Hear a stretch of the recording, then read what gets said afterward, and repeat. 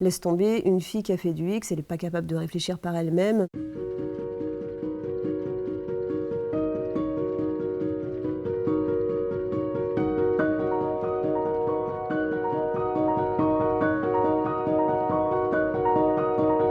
En France, il y a vraiment une stigmatisation des travailleurs et des travailleuses du sexe. Cette stigmatisation entraîne malheureusement une discrimination. Lorsque j'ai plaqué le X, parce que ça a vraiment été quelque chose d'assez instinctif, je n'avais aucune stratégie. J'ai arrêté juste avec cette conscience qu'il était temps que j'arrête. Bien sûr qu'il y a eu des moments compliqués, bien sûr qu'il y a eu des moments effectivement où j'ai loupé des contrats, entre autres dans le cinéma traditionnel, parce que même si le casting était bon et m'avait retenu, ce qui posait problème, c'était mon image, c'était tous les fantasmes aussi que pouvaient avoir les producteurs parfois, qui me connaissaient peut-être un peu trop bien dans mon ancienne carrière, et qui clairement, je l'ai vraiment, on me l'a rapporté mot pour mot, c'est on ne veut pas de ça chez nous.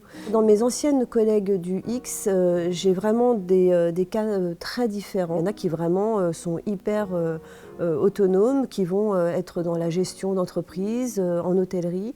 J'ai aussi une copine qui à un moment donné a tout lâché pour rejoindre les équipes de Médecins du Monde. Enfin, c'est assez incroyable. Puis il y a celles qui ont du mal à se reconvertir, qui bien souvent manquent de confiance en elles, qui se laissent peut-être un peu trop atteindre par le jugement des autres. Après avoir beaucoup exploré, on va dire que j'ai deux métiers principaux. Le premier est dans l'édition, où je suis directrice de collection chez Glénat, donc en bande dessinée.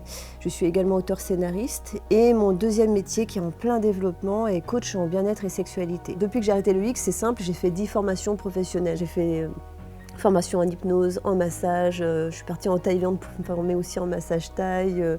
J'ai une certification en yoga. Dans les phrases à un moment donné qui ont fusé, c'est « Vous savez, on n'est pas sûr de ce qui se passe durant vos séances ». Ça veut dire quoi? C'est je profite de mes rendez-vous pour faire le tapin. On n'a pas le droit à l'oublier avec nos vidéos qui continuent de circuler sur le web. Il est probablement plus facile pour une prostituée de se reconvertir qu'une actrice porno. Mais n'empêche que sur le CV, si elles ont pratiqué longtemps, il va falloir probablement mentir. Parce que sur un CV, de mettre travailleuse du sexe, en général, ça passe pas. Il y a vraiment une perception du milieu des travailleuses du sexe comme quelque chose de criminel. Chez les personnes qui jugent et qui rejettent, il y a beaucoup de peur et d'ignorance. Pour faire bouger les mentalités, au bout d'un moment, il faut aussi assumer son passé. Ce passé, c'est une richesse. Il a ses erreurs, il a aussi ses moments effectivement peut-être moins glorieux.